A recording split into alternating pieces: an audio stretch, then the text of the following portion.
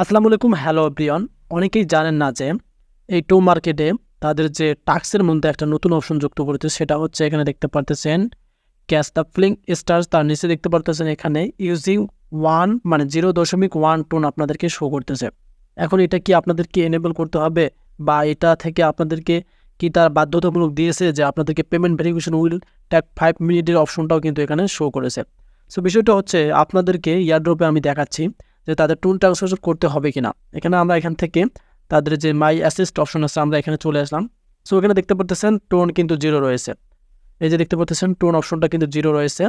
এখন উইথড্রোর ক্ষেত্রে কি এটা আপনাদেরকে বাধ্যতামূলক হতে হবে? Withdraw rewards directly to your connect wallet, এটা কি বাধ্যতামূলক হতে হবে? এটাও কিন্তু আপনারা জানেন না।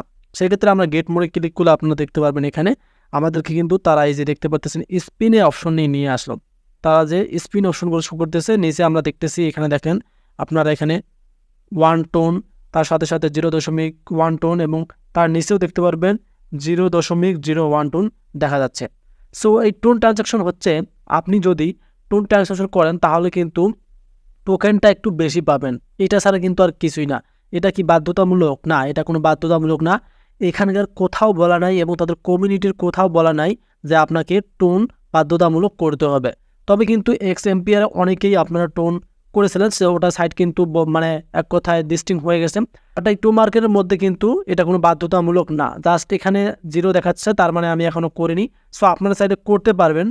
টোন ট্রানজাকশন না করলেও সমস্যা নাই, তবে আপনাদেরকে তাদের যে কিছু রিক্রুটমেন্ট আছে সেগুলো কমপ্লিট করতে হবে। সেটা আপনাদেরকে আমি একটু দেখাচ্ছি।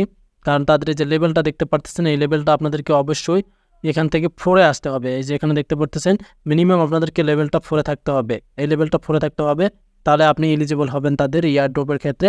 তবে ট্রানজাকশন করা লাগবে না, এটা হচ্ছে কোনো বাধ্যতামূলক না। আশা করি আপনারা বুঝতে পারছেন।